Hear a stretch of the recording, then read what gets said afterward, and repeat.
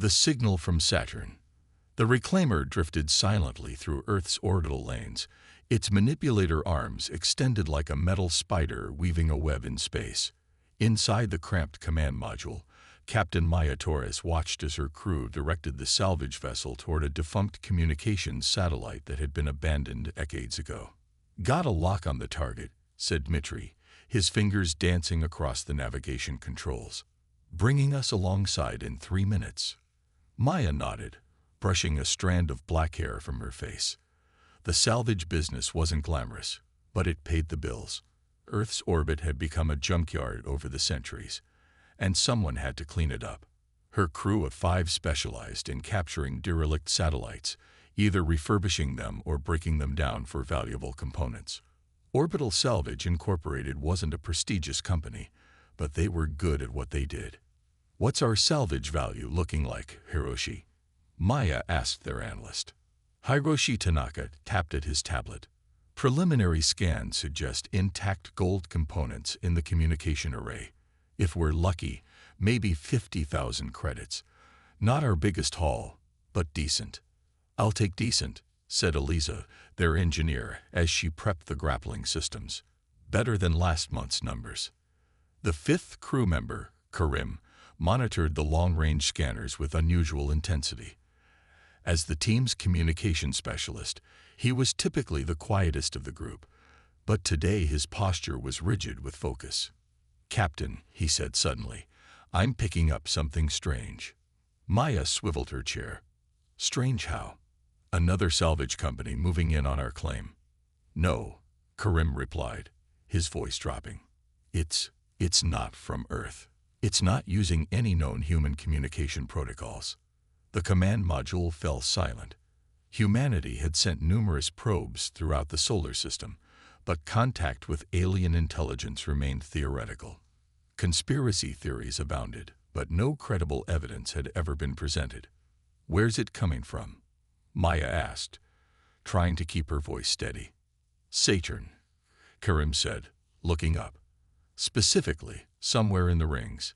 It's faint, but it's definitely artificial. And," he hesitated, "it sounds like a distress call." For the next hour, the crew abandoned their salvage operation to analyze the signal. Karim worked feverishly to translate the mathematical patterns embedded within it, while Hiroshi cross-referenced the signal's characteristics against all known human space missions. "It's definitely not one of ours," Hiroshi confirmed. "The technology is, well, it's beyond anything we've developed." "We need to report this to Earth authorities," Dmitri suggested, but there was hesitation in his voice. They all knew what would happen.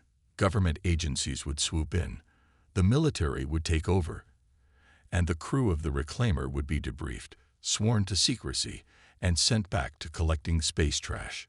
Maya stared at the holographic display showing Saturn's magnificent rings, where the mysterious signal originated. After 20 years in space, she'd never encountered anything like this. "What if we check it out ourselves first?" she said quietly.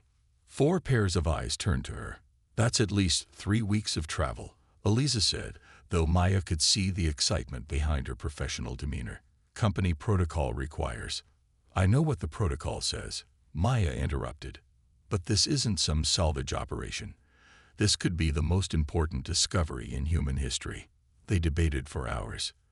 The risks were enormous. They would be violating company directives, potentially forfeiting their pay, maybe even their jobs. But the opportunity was equally immense. In the end, they voted unanimously. The reclaimer adjusted its course, firing its fusion drive toward the outer solar system. Maya filed a falsified flight plan claiming they were pursuing a high-value salvage opportunity, buying them time before anyone would question their absence. The journey to Saturn took 17 days at maximum burn, depleting their fuel reserves more than Maya would have liked. As they approached the ringed planet, Karim refined the signal's origin to a specific section of the A-ring, hidden among countless ice particles and rocky debris. "I'm picking up a massive structure," Hiroshi announced as they entered Saturn's orbit. "It's enormous, at least 2 kilometers in length." The main view screen displayed a false color image of something nestled within the rings, a vessel of some kind, its design unlike anything human engineers had conceived. Its hull was damaged, with visible fractures along what appeared to be weapon emplacements. "It's a warship," Dmitri whispered. "An alien warship." They approached cautiously, broadcasting peaceful intentions on multiple frequencies. The signal intensified, shifting pattern as if responding to their presence. "They're communicating," Karim said, his voice tight with excitement. "The mathematical structure is adapting to our broadcasts. I think they're learning our language in real time." 3 hours later, as the reclaimer held position 50 kilometers from the alien vessel, their communication system activated on its own. A voice spoke, halting and strangely accented, but in recognizable English. "Humans of Earth vessel, we are vanguard of the Illyrian Concordat.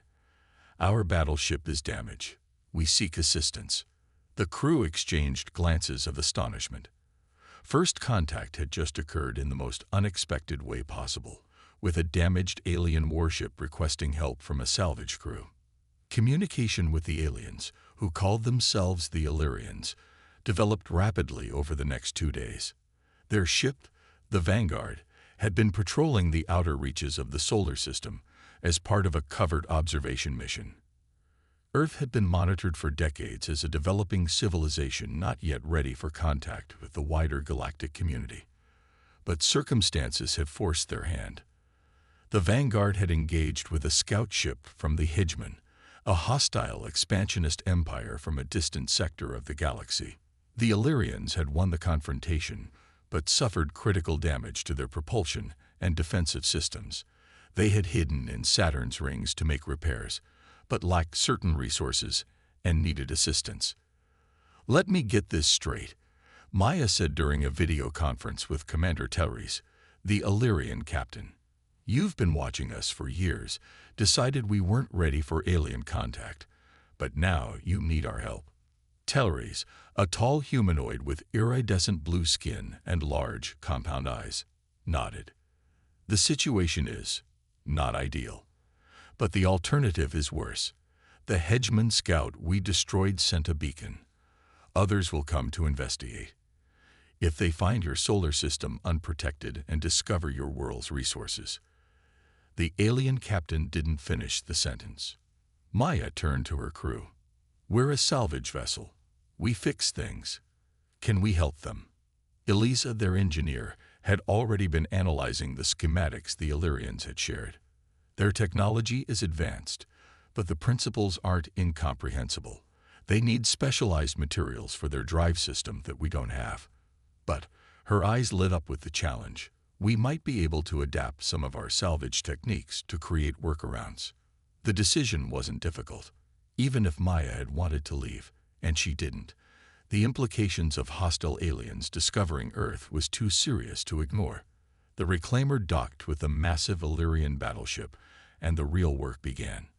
The contrast between the two vessels was stark. The reclaimer was utilitarian, built with function over form, its systems cobbled together from years of upgrades and patches. The Vanguard was elegant and integrated, with technology that seemed almost organic in its design.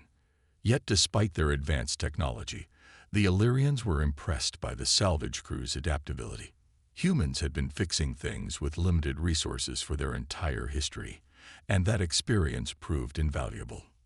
"Your approach is unorthodox," Telries admitted as Eliza and Karim improvised a repair to a quantum communication array using modified satellite components. "Our engineers would never have considered such solutions." "That's because your engineers have always had the right tools," Eliza replied with a grin. "We make do with whatever's available." For 2 weeks, they worked tirelessly. The reclaimer's fabricators operated continuously, creating custom parts based on hybrid designs that merged human ingenuity with Illyrian technology. Dmitri and Hiroshi converted their salvage drone controls to interface with the Vanguard's automated repair systems, multiplying their efficiency. Maya spent hours with Commander Telries, learning about the galaxy beyond their solar system. The Illyrian Concordat, was a federation of species united by shared values of exploration and mutual defense. The hegemon was its antithesis, a domineering empire that stripped worlds of resources and subjugated populations. Earth would be particularly valuable to them, Telris explained grimly. Your world has a diverse biosphere and abundant resources. They would harvest everything and leave your planet barren. As the repairs neared completion, Karim detected a new signal, faint but unmistakable. It matched the characteristics of hegemon communications. They're coming, he announced to the assembled humans and Illyrians. Based on the signal strength, we have less than 48 hours before they arrive. Commander Telris's compound eyes narrowed. The Vanguard is at 60% combat readiness. We can fight, but victory is not assured. Maya looked at her exhausted crew, then back at the alien commander. Then we'd better get to work. We've got modifications to make. The battle for Sol. The Reclaimer's fabricators worked at maximum capacity, pushing the aging equipment beyond safety parameters. Eliza hadn't slept in 30 hours, her hands steady despite the exhaustion as she integrated salvaged human technology with Illyrian weapon systems. This shouldn't work, muttered Talax, the Vanguard's chief engineer, his four-fingered hands moving deftly alongside Eliza's. Your technology is primitive by comparison. Sometimes primitive works when sophisticated fails, Eliza replied, connecting a makeshift targeting system built from satellite components. Your quantum arrays are elegant, but our analog backups might save your ship when those fail. Across the battleship, similar collaborations were underway. Karim had adapted Earth's orbital defense radar algorithms to enhance the Vanguard's sensor capabilities, while Hiroshi and Nitri converted their salvage drones into makeshift interceptors. Maya's communicator chimed, displaying an incoming transmission from Earth. Her heart sank as she recognized the priority code. Orbital Salvage Incorporated had finally realized their salvage crew had gone rogue. Captain Torres, barked the voice of Director Chen. You've violated a dozen protocols. Your ship's transponder shows you're at Saturn. Explain yourself immediately. Maya took a deep breath. Director, I can't fully explain right now, but we've made first contact with an alien species. They're friendly, but there are hostile aliens approaching our solar system. We're helping the friendly ones prepare to defend Earth. There was a long pause. Captain Torres, I'm authorizing an emergency psychiatric evaluation when you return. End this unauthorized operation immediately and return to Earth orbit. I'm sorry, Director. I can't do that. Maya ended the transmission, knowing her career was likely over. It didn't matter. Nothing would if the hegemon arrived and found Earth defenseless. Commander Telris approached, his movements graceful despite the ship's artificial gravity. Your authorities are not pleased. Maya shrugged. They think we're delusional. Can't really blame them. If someone had told me about aliens 3 weeks ago, I'd have thought they were crazy too. They will understand soon enough, Telris said grimly. Our long-range sensors detect 3 hegemon vessels approaching. Destroyer class. They're expecting to find a damaged reconnaissance ship, not a battleship with human allies. Maya nodded. Let's use that surprise to our advantage. Their strategy was bold.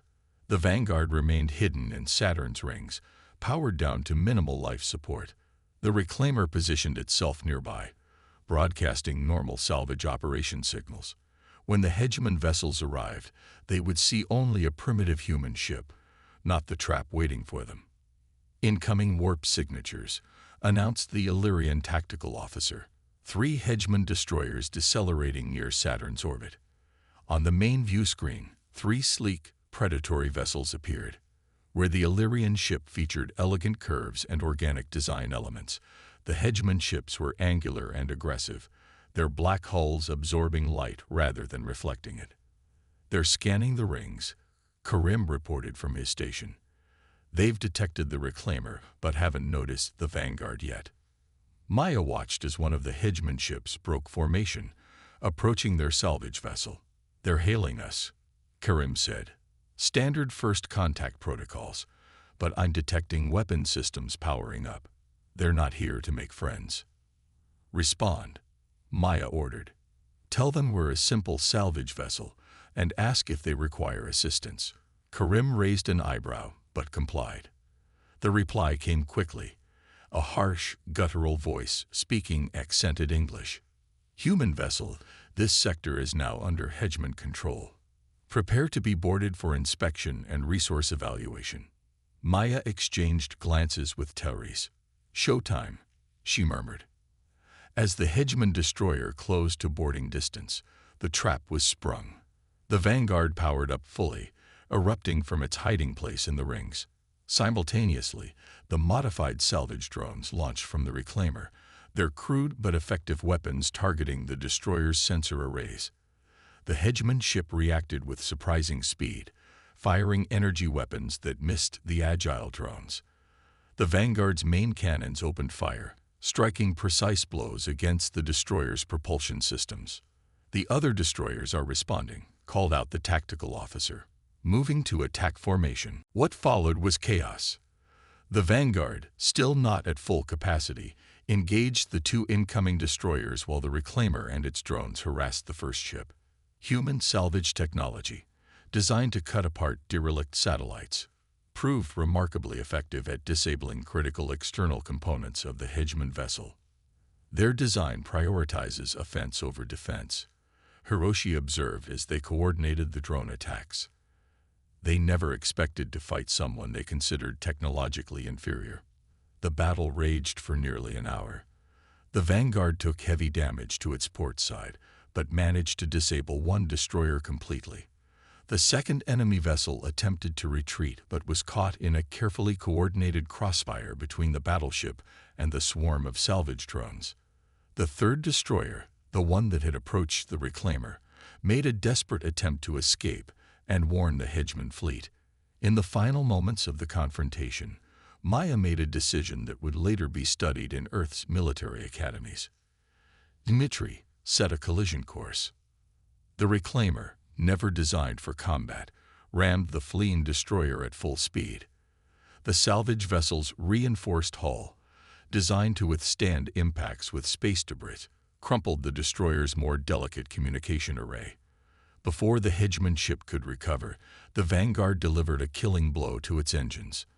In the aftermath, the humans and Illyrians worked together to secure the disabled Hedgeman vessels.